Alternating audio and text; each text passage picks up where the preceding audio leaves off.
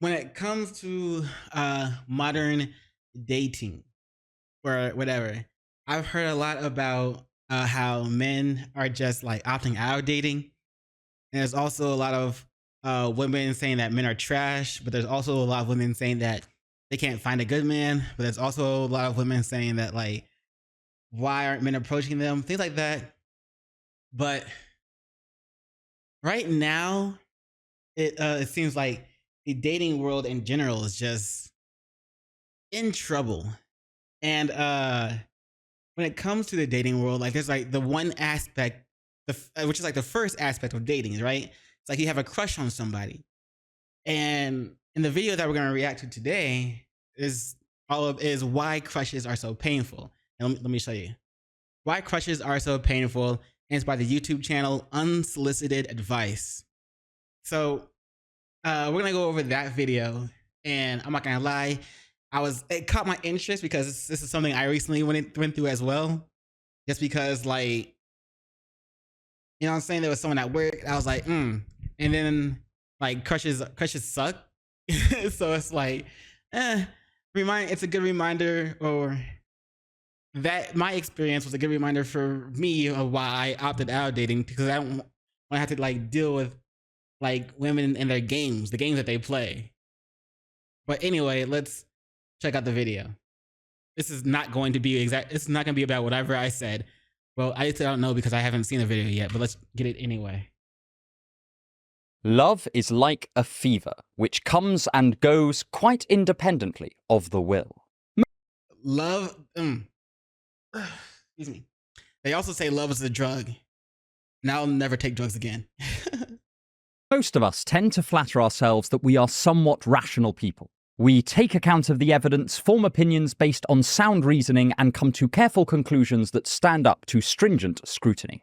However, there is one situation which will turn even the most reasonable of us into chaotic, over-anxious messes. Yep. And what is more, this is not an intense trauma or a horrible misfortune, but instead a perfectly normal event. Having a crush. Especially prevalent amongst young people, a crush, low-key, the most reasonable of us into chaotic, over-anxious messes. I'm glad I'm not the only one who becomes a chaotic, over-anxious mess. Like, I know I overthink, but I thought I was the only one who ended up doing this and becoming a chaotic mess while having a crush on somebody. But it's good to hear that I'm not the only one that becomes like this. You know what I'm saying? It's like you don't know what to say to this person. You know what to do with they're around. And with overthinking, at least for me, it's like if something changes, if like something changes in the dynamic of how they were treating you, it's like, did I do something? Did they do something? What happened? This, that, You just like constantly overthinking this shit throughout your entire for like weeks or something like that. It's annoying, to be honest, but maybe I'm not the only one who does this. It seems. And what is more, this is not an intense trauma or a horrible misfortune, but instead a perfectly normal event. Having a crush. Especially prevalent amongst young people, a crush is one of the most philosophically interesting mental states. A peculiar mix of love, lust, and limerence. Most of us have had them, and most of us have done incredibly embarrassing things in their service. Yep. And yet, at the same time, we rarely investigate why crushes can have such a hold of us, why they can make us behave so irrationally, and, most importantly, why they hurt. And this unique mix of passion and pain was investigated with intense verve by Stendhal in his work on love. So, we will be drawing on his thoughts, as well as many others, to put together a loose philosophy of the crush. Get ready to learn the egoistic side of romance, how you can fall in love with an imaginative image, and why losing a crush is both freeing and deeply unsettling. Now, this is a pretty personal topic, so if you do not relate to these observations, then that is absolutely fine. As with almost all of my videos, I largely intend this to be a springboard for your own thinking. So, let's begin by looking at the primary method by which Stendhal thinks we develop a crush, and how it is intimately related to the imagination. 1. And how, let us remind ourselves why crushes suck. 1. Crystallization and fantasy. One of the fascinating things about us humans is we are truly amazing at fantasizing. From a Mhm. very young age, we can engage in imaginative play, where we construct these little worlds, either alone or with friends, for Bro, honestly, I hate that crystallization of imagination thing because it's like for me, and I don't know if maybe I'm not the only person that does this, but for me, it's like I'll see someone I'm interested in, and I might have only talked to them for like 10, 20 minutes, maybe even 5 minutes. But then after that, I start imagining my life with that girl. Like, I know what life would be like with her. Like, why do I do this? And I hate that I do this, and I hope I'm not the only one that does this. us to enjoy and explore. Some biologists have argued that the imagination is a phenomenal tool for survival. It allows us to picture the possible outcomes of a whole range of situations, and thus plan a course of action in an awful lot of detail. Far more so than if we did not have the ability to fantasize or imagine. Separate from any evolutionary advantage, this has also allowed us to craft great works of literature, philosophy, and art. All Real quick, I recently saw like a thing that apparently I don't know if it's true, but apparently there's like 50% of people don't have like an inner monologue in their head. Like they don't have that. So I wonder if if those same people can have this crystallization of imagination where they just like imagine a life with somebody or with their friends or what like their future would be with their friends or family or someone they just met and that they're interested in getting to know. But anyway, do you think they can do that? The people who don't have that inner dialogue in their head? Because I have that inner dialogue and I can imagine people not having it. Maybe y'all are the NPCs, weirdos. Also, according to Stendhal, it is a vital component in the early stages of passionate love. The key Mm. idea that forms the basis of Stendhal's analysis of falling in love is crystallization. He uses this term pretty broadly, but essentially it is the process by which we slowly idolize someone until we are completely infatuated with them, even in cases where we may not have that much reason to be. Take Shakespeare's Othello, for example. In the opening act, Othello articulates how he won Desdemona's heart, and she very much agrees with his account. The general would regale her with tales of his adventures, how he had gone into mortal danger and seen all of these wonderful things. He told her of his feelings and his memories, and all of this gave her a picture of Othello as the dashing hero he was. At this point, Hmm. Desdemona's imagination took over. Although Othello undoubtedly seemed brave and kind, at the same time she was seduced by the stories he told her and how she carried these away with her mind. She crystallized an idea of Othello that was far beyond what she had directly experienced or had evidence existed. And this cemented her passion for him, to the point where she would willingly follow him to war. The poet Oh, John Keats wittily summed up this idea when he accused young people of turning their lover's hair comb into a tiara and their Wellingtons into Romeo's boots. wait. They turned their lover's hair comb into a tiara.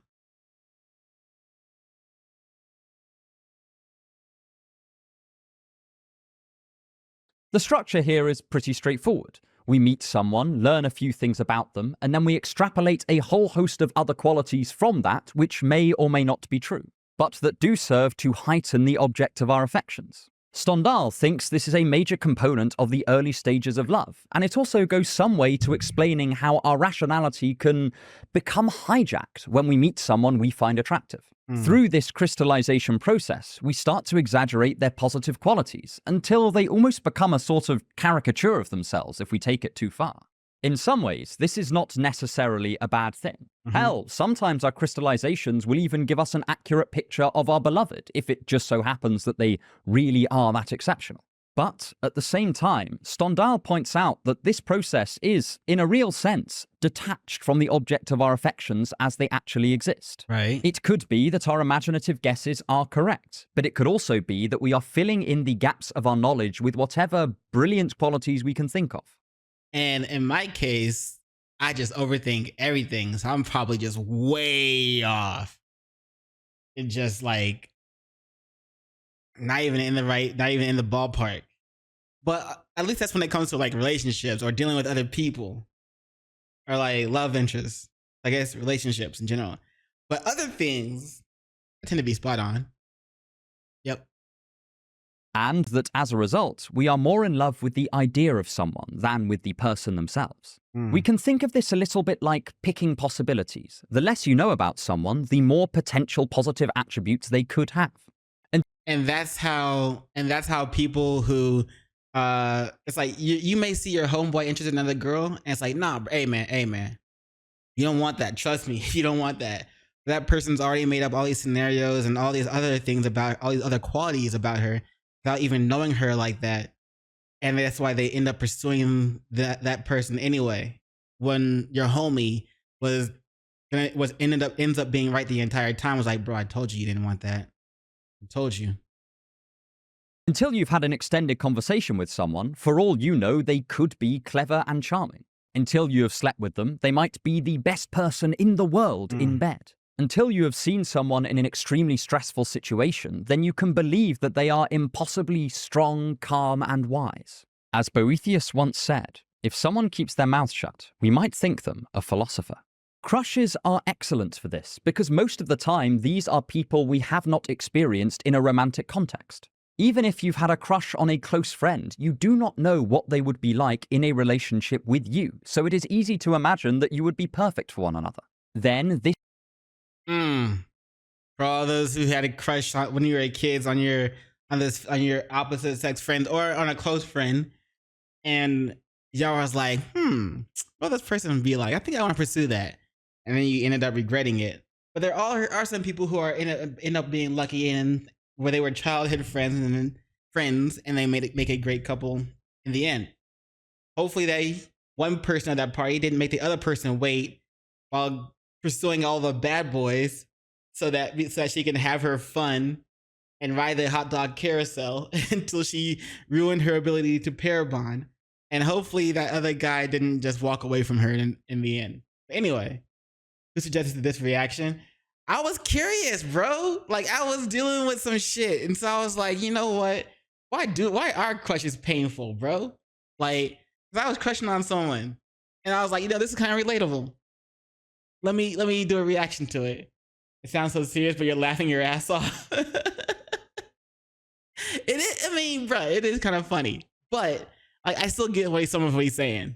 fantastical image can roam freely in your head, leaving the real situation firmly in the dust. In some ways, this is what distinguishes a crush from simply the first stages of a relationship. A Uh-huh. crush is merely a possible relationship before it becomes actual. The stereotypical settings for crushes also No, no, no, bro. Because in some people's minds, that crush is a relationship.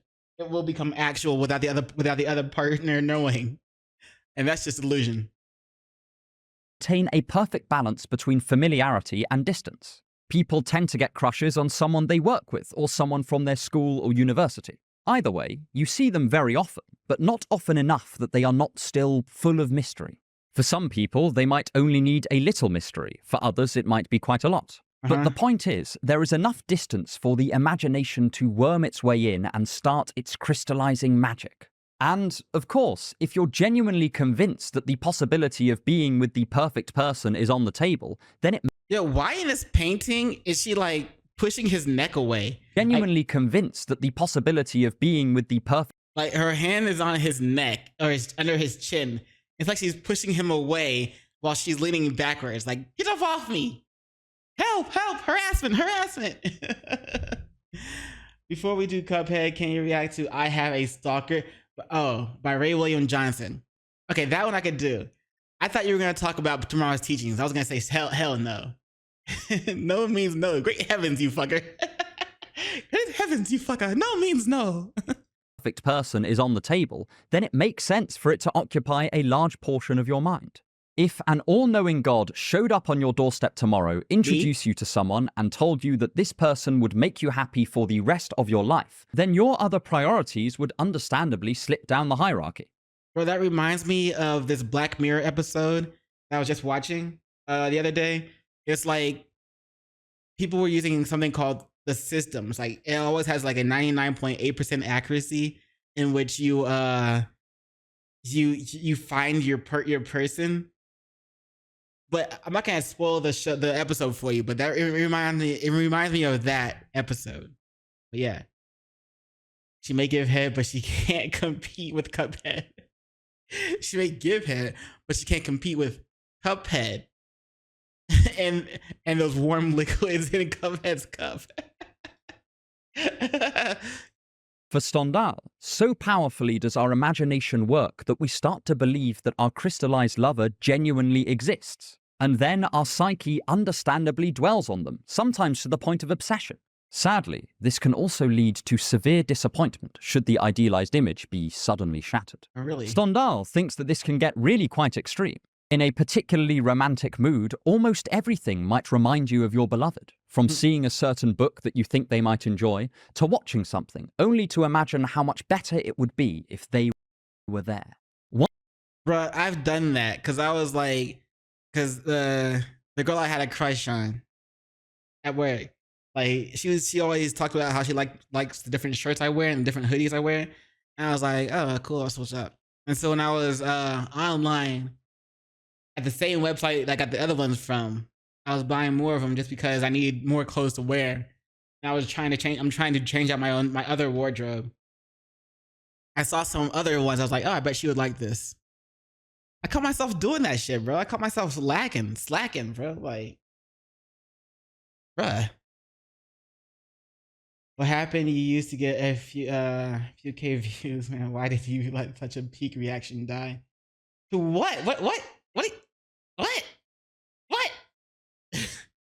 Once you are in the realm of fantasy, the possibilities are endless, and you can turn everything Oh, I guess it just depends on what I'm reacting to. and its opposite towards your growing romantic endeavor. Of course, not everyone will get this feeling to the same extent. I think as we get older, Also, because I did take a break while I was in the hospital. we become more used to keeping our feet firmly planted on the ground when it comes to crystallization. But I do still think Stendhal is really onto something here. It is an observation that has been made by numerous other thinkers as well. From the lovers idealizing one another in Mozart's Così fan tutte to the idolization of Juliet as the sun by the young Romeo. The infatuation of passion has formed the basis for so much effective comedy and tragedy because we often recognize it in the behaviors of the people around us and in ourselves. But that may explain the strength of feeling that can occur with a crush. What about the sort of agony it can become? Funnily enough, here Stendhal taps into a common theme. I'm not gonna lie. For some reason, this guy's voice and the way he talks is interesting to me. Like, it's like the way he structures his sentences kind of thing is like, huh. But then at the same time, I'm like, if I had to listen to him for an hour, I might fall asleep. Oh boy. I got my momentum back. Yeah, I'm not gonna sell out.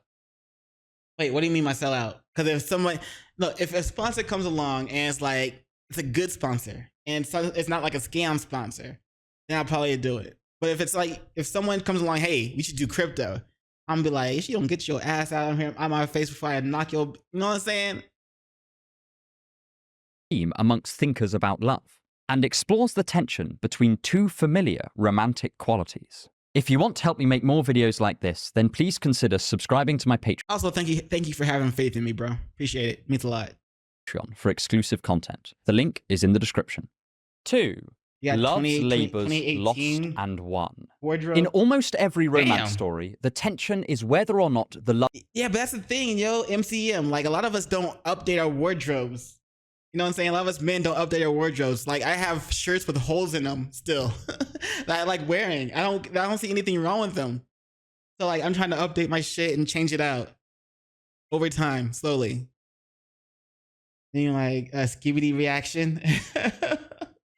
Bruh. Maybe, hey, I don't think I've ever done a skibidi reaction, but like, skibidi freaking toilet is weird. It became like a whole series. They got like 50 plus episodes out. And it's changed so much, it's crazy. Lovers will end up together. From Romeo and Juliet to Twilight, for the majority of the plot, the protagonists are kept in a dance of never quite living happily ever after, while being tantalizingly close to that goal. Until either they face a happy ending or a tragic demise. That's an English accent, right? After the final resolution, the story tends to wrap up pretty quickly. Because I keep getting English accents and Australian accents like mixed, but I'm pretty sure that's English. Because the thing keeping us glued to the action has fallen away. And if you believe psychologists like Esther Perel, this makes perfect sense. From her years of experience as a couples therapist, she identifies that Shit, maybe it's French. intense desire in relationships is found when we Video's see our hilarious. partner as, in some sense, separate from ourselves. And But at the same time, like I sometimes I get some things. I get what he's saying. Some things. in some small way, not guaranteed to stay. By this, she does not recommend keeping relationships in a state of insecurity, but rather that couples should maintain some degree of separateness in their lives and interests to preserve a sense of the other, that their So hold on. Wait. What'd he say? What'd he say? degree of separateness in a state of insecurity. But doesn't that separateness begin a state of insecurity? Especially if you caught your girl cheating once before, but you want to maintain a state of separateness, like that would like birth insecurity, because then it's like, well, now you don't know if your girl's cheating again. But rather that couples should maintain some degree of separateness We're in trying to their get some lives hoes by and being interests poetic. to preserve a sense of the other, that their I mean, he's got the looks for it. He could, yeah. He's trying to wax poetry and, saying, wax them hoes. partner can continually discover about them. For Perel, it is partly the thrill of discovery that creates and maintains erotic tension. Funnily enough, this is particularly prevalent in romance literature. From Lady Chatterley's wait. For Perel, it is partly the thrill of discovery that creates and maintains erotic tension. Funnily enough. So there it is. The secret to a good relationship is to always stay mysterious to your girl. That way you can maintain that want for her, like her want to crave you. There it is. Your secret to relationships. This is particularly prevalent in romance literature. From Lady Chatterley's Lover to many of the more recent romantasy books, there is a strong emphasis placed on the female lead's continual discovery of more and more aspects of their lover's character. See? Remain a mystery. Remain a mystery.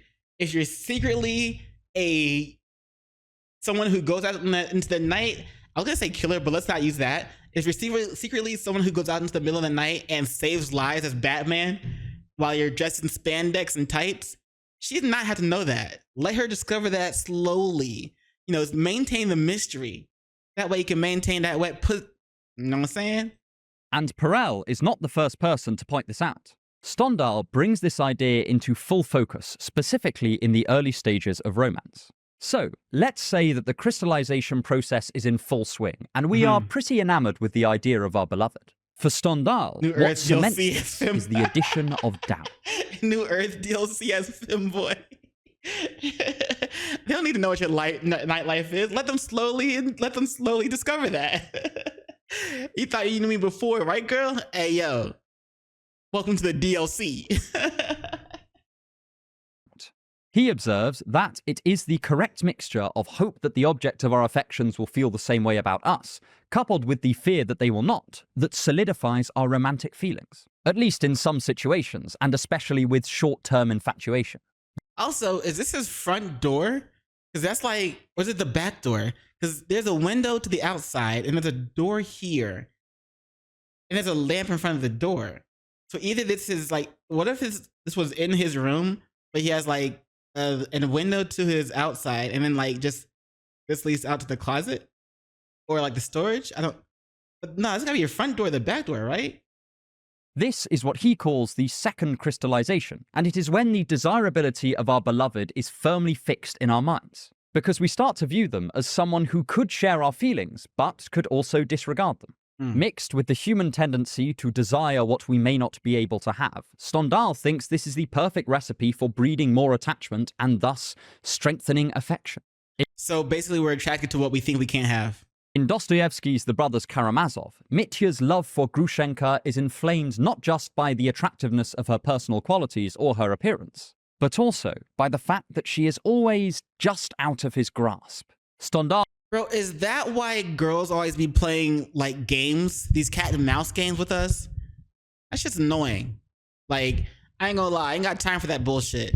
Like one day you're hot with me, you approaching me, you're trying to always be around me, trying to always talk to me, trying always have you in my vision, my area of vision. Like if I look to the left, you run over to the left just to make sure I can see you. If I look to the right, you run over to the right just to make sure I can see you. And then the next day, she's cold as ice. Like, ain't trying to talk to me, ain't trying to do nothing, have me thinking, wait, what the fuck did I do? But is that why? Because is that the whole reason behind cat and mouse games? Man, fuck that shit. That's annoying. If furry killed you, bro. R.I.P.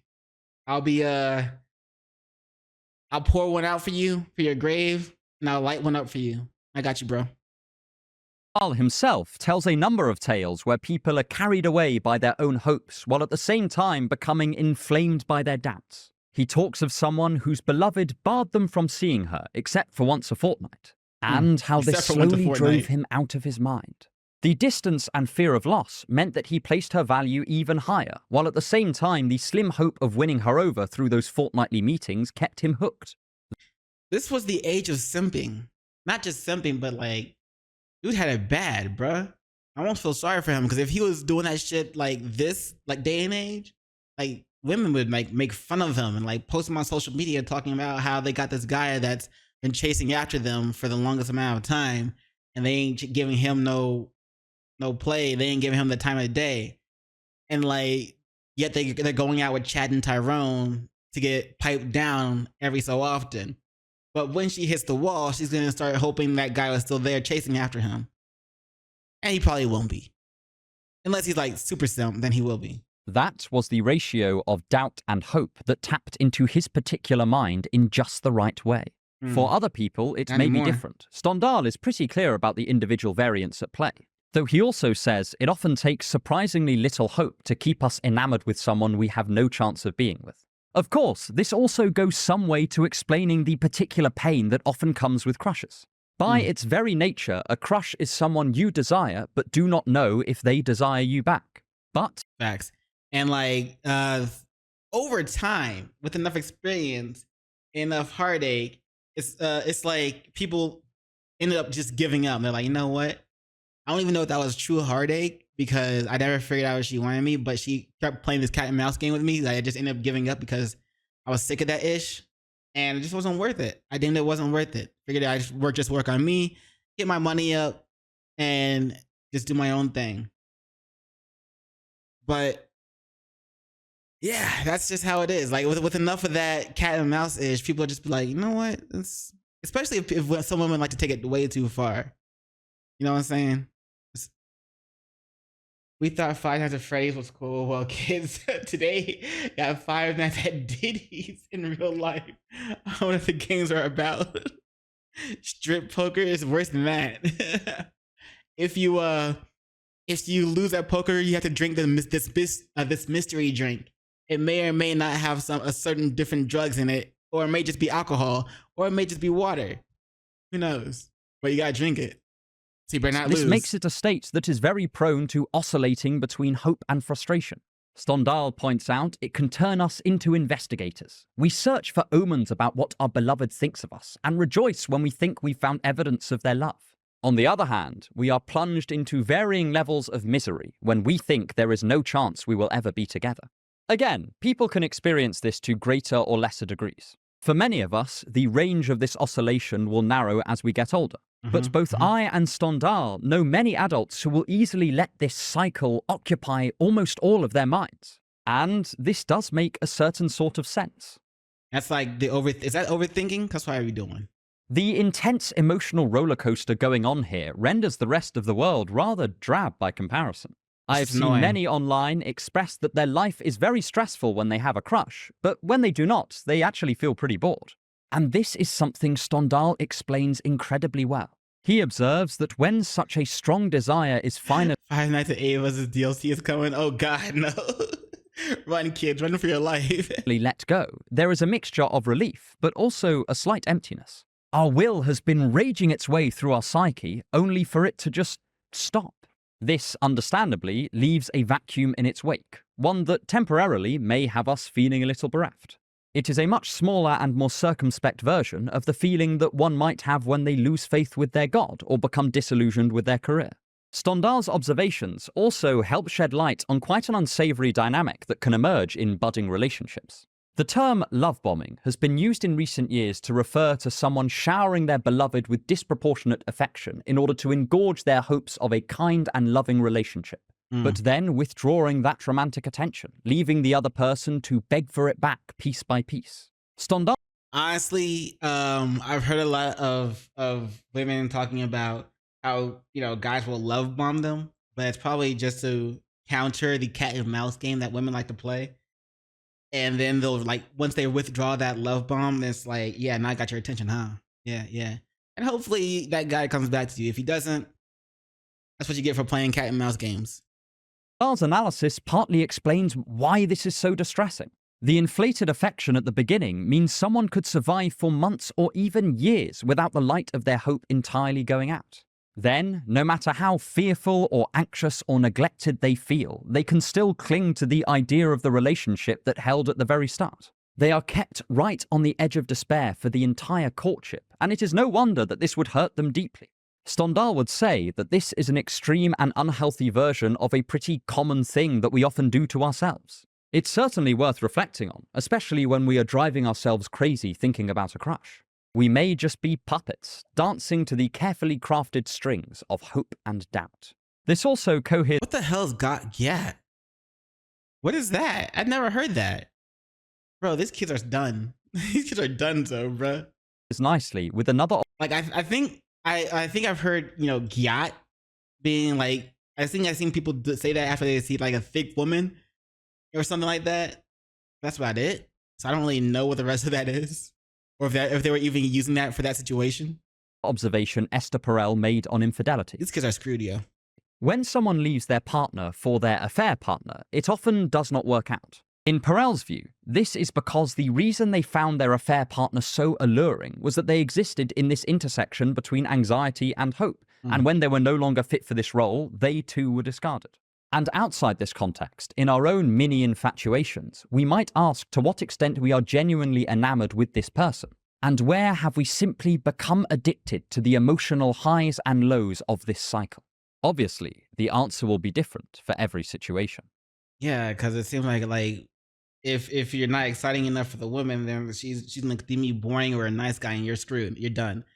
That's why they go for the bad boys, which is like then they get tired of the bad boys because they always treat them worse and just kick them down and leave them. And then the women will be like, "All men are the same," because that's all they've chased was just the bad guys. And then men, on the other hand, will try to go, especially like the nice guys, will try to go towards the girls that we want. But if we're not exciting enough, then we'll end up being tired of being like neglected or turned down. And maybe every now and then we'll get a chick, you know what I'm saying, we'll get a good chick. But if that relationship fails, then it's like, well, shit. Then men turn away from dating in general. One kid threw a rock and at them and told them to shut the fuck up. Hey, that kid's on the right path, bro. And on that note, we shall now move on to examining some of the less innocent aspects of a crush. How sometimes we seek the affection of another entirely for the purposes of our own ego. 3. Identity, vanity, and ego. At the beginning of his work, Stendhal distinguishes between 4 different types of love. There is courtly love, a sort of formal game, physical love, which is purely aimed at sex, passionate love, which is the kind of honest adulation we have been looking at thus far, and vain love. It is this last sort of love that I want to examine for this section, because it brings to light a pretty common cause behind a crush, yet one we often try to ignore. Okay, By vain love, Stendhal is referring to our tendency to develop feelings for another person, not because of who they are or their personal qualities, but Right, because of what their affection would say about us. For instance, say that you, like me, grew up as a slightly awkward-looking and gangly teenager who often felt pretty unattractive. Then, when you're older, you might seek the affections of other people because you feel like you require it as evidence that you're not some kind of hideous creature, but instead both acceptable and lovable. The psychoanalyst James Fosshager talks about a patient, Natalie. And just wait for puberty to hit. You're all right. You'll be all right. You are not poetic. This is a joke video. Say something funny. Bro, let him cook. Let him cook. The poetry's towards the end. how she grew up facing an awful lot of rejection from her attempts to love We're others. halfway through. This came out We're more than notably in halfway her through. father, who would often ignore 10 her minutes valiant left. efforts to connect. Fosshager then describes how Natalie resiliently kept searching for love in its various forms, perhaps most centrally in the form of affirmation that she was a worthy, lovable person. This is because, for Fosshager, our searches for love are intimately connected with our own self-concept, and often, a driving force behind seeking another's affection is our ego. A similar idea is explored by Sisyphus55 in his own video. Wait, so basically, since we haven't learned to love ourselves, we seek affection, we seek validity, we seek verification and love from others. Maybe even those who are not our parents or in our own family, like people that we just met, strangers and shit like that. Video on crushes, which I will link in the description. He references the work of Jacques Lacan. Lacan said that for many people, their primary want in love is to be desired themselves. Lacan sounds like somebody you would see in League of Legends or like Marvel Rivals or like Overwatch or like Apex Legends, like a character named Lacan. They seek for an That's a dope ideal name. version of their self to be reflected, accepted, and affirmed in the eyes of someone they think of as admirable. That is, they love what being loved by this person would tell them about themselves. Stendhal artfully points out that in many cases we may not be aware that this is the motive behind our infatuation, saying that vanity will... Low-key is kind of like how Vegeta was always chasing after Goku, because like Goku would reach these new heights and Vegeta would be like, I want to do that too. Like I need to reach that height and for you to acknowledge this. Just like I can be like, yeah, I did it. Yeah, I did do that shit.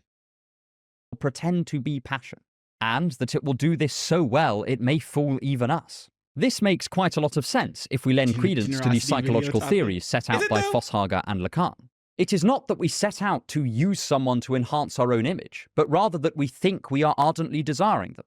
But the unconscious motivation behind this desire is to achieve this further egoistic aim. It is worth noting, Stendhal does not condemn anyone for this. He just says it is one of the things that we tend to label as love, rightly or wrongly. In practice, the division between vain love and true passion is likely to be pretty blurred. Obviously, if you hold great passion for someone, then that person loving you is going to have a positive effect on your self-image, regardless of what the original motivation for the affection was. Part of the reason why Stendhal felt the need to write a tome on love is because our reasons that we adore someone are often pretty unclear to us. You might even try to list all of the reasons that you are fond of your beloved, but at the same... I mean, I don't think people even stop to think about the reasons why they're infatuated with somebody. They're probably just like trying to smash. No. It's not just that. It's not just that. It might be like, yeah, she's funny or she's quirky or, you know, the little things she does. When she thinks nobody's looking at her, like it might be things like that, but you don't try to realize that or understand it. You just notice it and it becomes part of the reason. Meantime, it seems like there is an ineffable something that is left unarticulated. To build on Stendhal, it is perhaps more useful to think of passion and this sort of unmalicious vanity as two motivations found in an awful lot of affection, with the mixture different for every individual person and in each individual case. But this, again, can help explain why a crush can become so painful. Sometimes it is not just our feelings, but our very self-image that is on the line. There is another kind of vain love Stendhal touches upon towards the end of his book, and that is the archetype of Don Juan. This is a person who is purely instrumental in their pursuit of others. It does not even seem right to say that they love their beloved, because they are consciously using them just as a means to an end. They are far more interested in the quantity of lovers than in the actual connection they forge with them, because they are forever keeping people at an emotional distance. Stendhal here is clearly alluding to the because they're tired of the bullshit. Image of the male philanderer, but there is no reason why this would have to be gendered or even limited to sex. The person who consciously keeps someone around because they feed off their validation or their material wealth would be just as much in the spirit of using someone while keeping them at an emotional distance. The key distinguishing feature is that they are so possessed with self-love that they fail to see the harm they cause and see none but themselves as capable of joy or suffering. Gold diggers. Got it. I like Stendhal's... Most modern women. Got it. Just kidding. Or am I? point here for two reasons. The first is that we should probably beware of embodying Don Juan ourselves. Something observed by many of the greatest ethical thinkers in history, from Aristotle to C.S. Lewis to Hannah Arendt, is that the road to becoming cruel is very long and has only a slight decline. We may not begin by The road to becoming cruel? The road to becoming cruel is not long at all, bro. It only takes, like, it may have, like, it only takes, like, one bad, situation for somebody to start going down that road. And now it may have a lot of dividends, like where it dips, like where you might get stuck in a ditch on that road.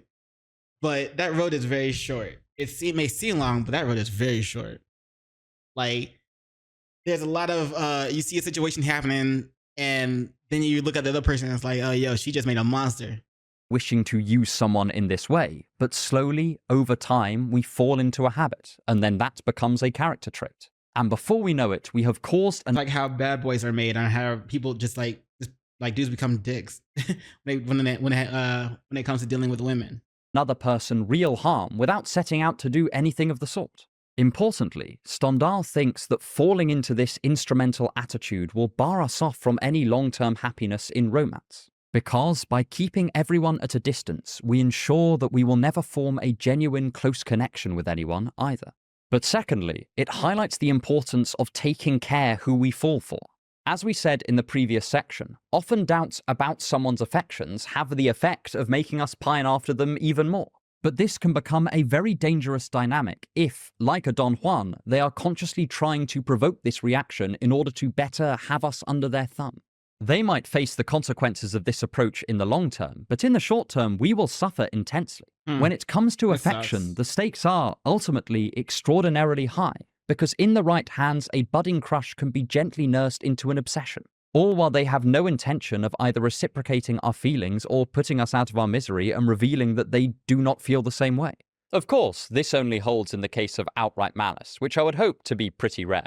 But finally, I want to compare Stendhal's approach to some other philosophies, and play devil's advocate to the idea that crushes are inherently foolish. 4. Dignifying the crush. Bro, I can side with that. Crushes are inherently foolish, and I just realized I was there. And they forge with them, because they are forever keeping people at an emotional distance. Stendhal here is clearly alluding to the image of the male philanderer, but there is no reason why this would have to be gendered or even limited to sex. The person who consciously keeps someone around because they feed off their validation or their material wealth would be just as much in the spirit of using someone while keeping them at an emotional distance. The key distinguishing feature is that they are so possessed with self-love that they fail to see the harm they cause and see none but themselves as capable of joy or suffering. I like Stendhal's point here for two reasons. The first is that we should probably beware of embodying Don Juan ourselves. Something observed by many of the greatest ethical thinkers in history, from Aristotle to C.S. Lewis to Hannah Arendt, is that the road to becoming cruel is very long and has only a slight decline. We may not begin by wishing to use someone in this way, but slowly, over time, we fall into a habit, and then that becomes a character trait. And before we know it, we have caused another person real harm without setting out to do anything of the sort. Importantly, Stendhal thinks that falling into this instrumental attitude will bar us off from any long-term happiness in romance, because by keeping everyone at a distance, we ensure that we will never form a genuine close connection with anyone either. But secondly, it highlights the importance of taking care who we fall for. As we said in the previous section, often doubts about someone's affections have the effect of making us pine after them even more. But this can become a very dangerous dynamic if, like a Don Juan, they are consciously trying to provoke this reaction in order to better have us under their thumb. They might face the consequences of this approach in the long term, but in the short term, we Controlling, manipulative ass bitches, pretty much. will suffer intensely. When it comes to affection, the stakes are ultimately extraordinarily high, because in And dudes, because dudes do that too.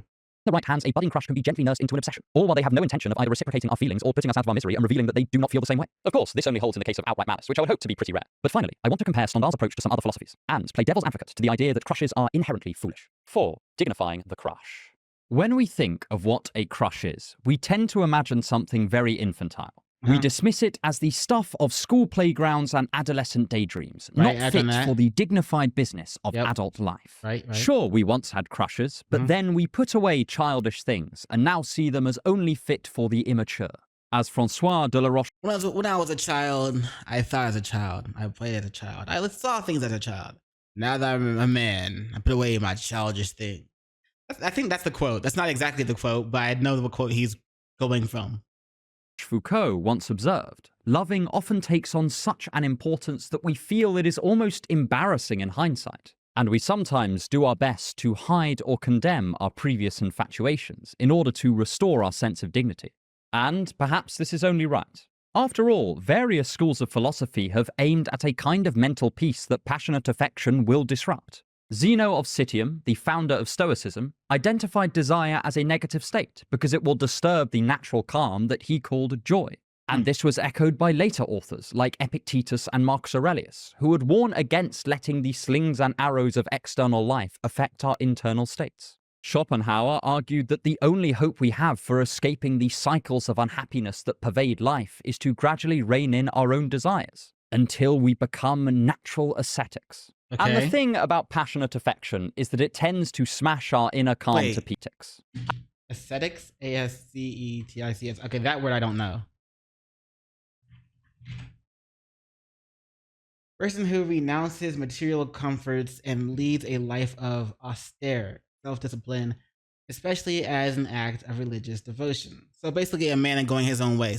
People going their own way. And the thing about passionate affection is that it tends to smash our inner calm to pieces. By its nature as a strong and emotionally invested desire, it seizes our minds by the scruff of the neck and forces us to care an awful lot about something entirely out of our hands. Okay. Whether a given person shares our feelings about them. Mhm. Essentially, what these philosophers quite rightly point out is that passion increases the emotional amplitude of our lives. For instance, a familiar pattern in a crush is that we become overjoyed at hope and despair at doubt. But either way, calm indifference is left pretty much in the dust. But it's worth asking, is there some philosophical value in this more impassioned approach as well? A famous critic of Stoicism was Friedrich Nietzsche, who pointed out that the Stoic philosophy sacrificed the extreme highs of life in order to also avoid the extreme lows. He proposed a radically So give up on both and just to cruise in the middle. I feel you. different alternative, one that places a far higher value on the passionate and instinctive sides of our natures. Nietzsche does not want us to be led fully by our passions, but he worries that the Stoic approach can be used to dull our emotional sides rather than learning to harness and direct them. In Thus Spake Zarathustra, one of the characteristics of his Übermensch is that they rejoice in their own suffering. Rather than setting out to limit the variance of their emotional states, they lend their pain meaning and thereby make it not only bearable, but something to be celebrated. Man, hell nah. Find joy in your pain. You know what? Since he keeps quoting people over and over and over again, I got a quote too, and it's kind of on his side. I ain't gonna lie.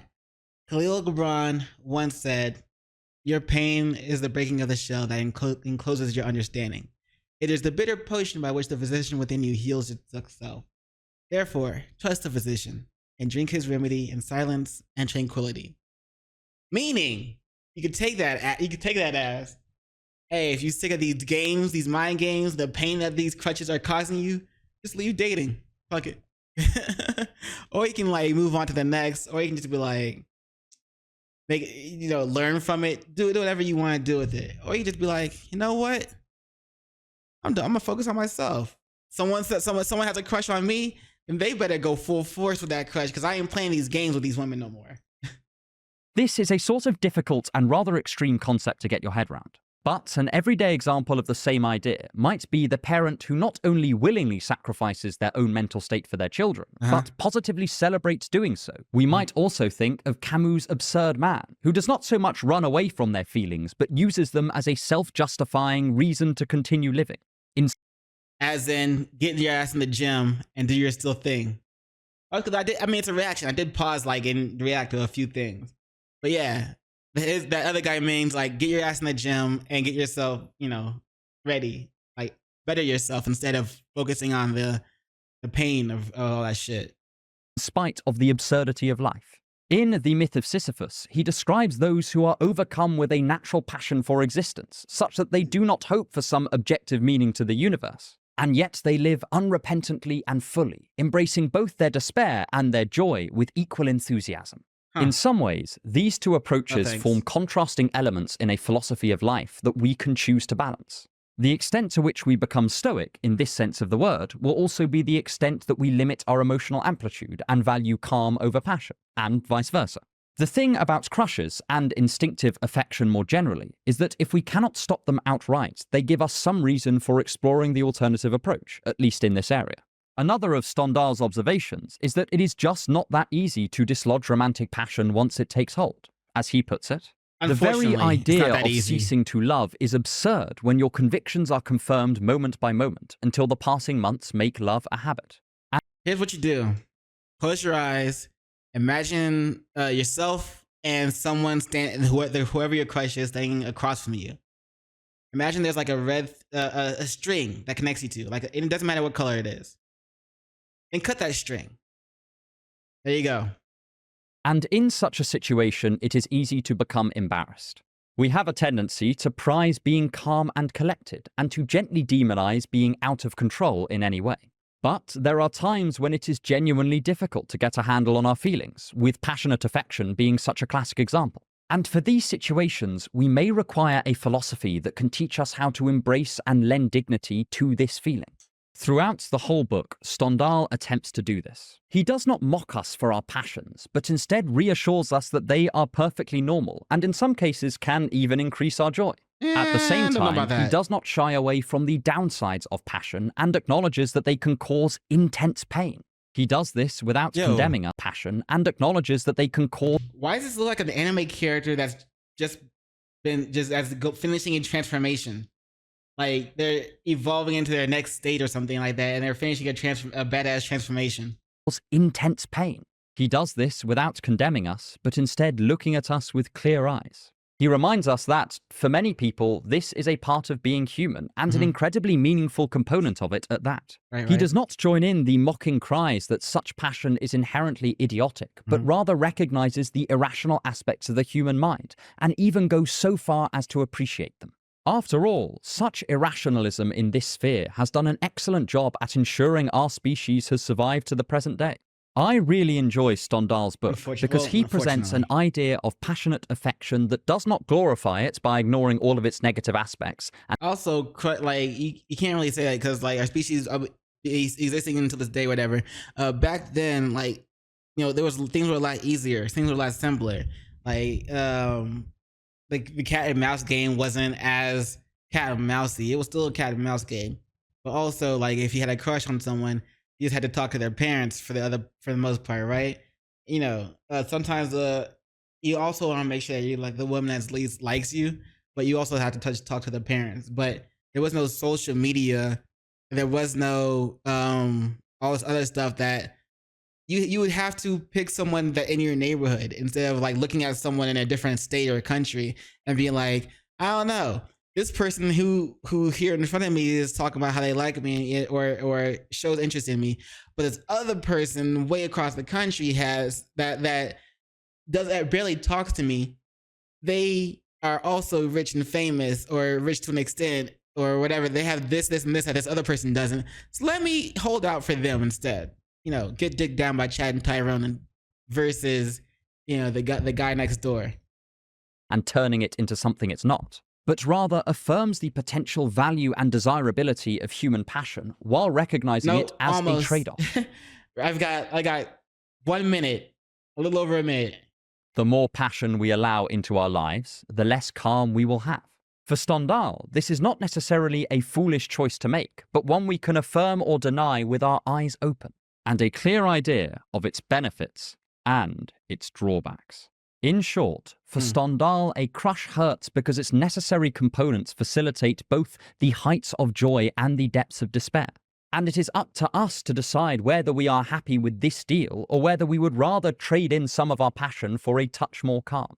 The balance will be highly individual, but recognizing the tension between these two approaches will help us choose how to set it in our own lives. Because for Stendhal, passion does not present a problem to be solved, but rather a brilliant and dangerous force that each of us would do well to wrestle with, either to defeat it or to embrace it.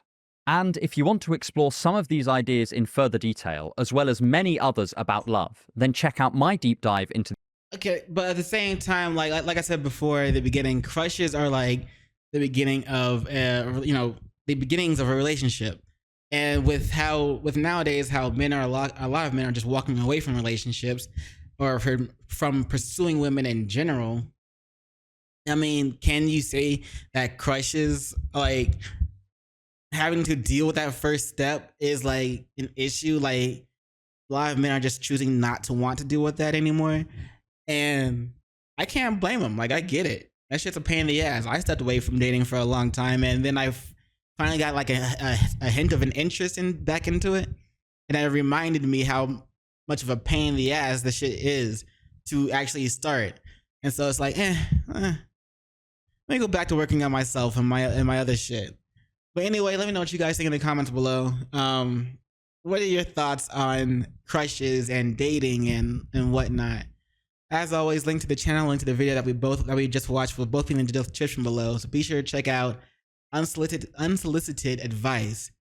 And yeah, after that, don't forget to do those 3 things I have to ask you to do. And like, comment, and subscribe. And don't forget to hit the notification bell for the more videos. And yeah, I know that this guy's video was took a while, but like, he quoted a lot of other people, and I don't know, man. It did seem kind of boring. I wish it was a little more interesting, but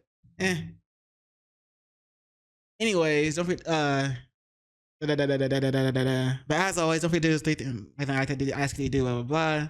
And after that, you know what it is. In case I don't see you, good morning, good afternoon, good evening, and good night. Peace, and much love to you.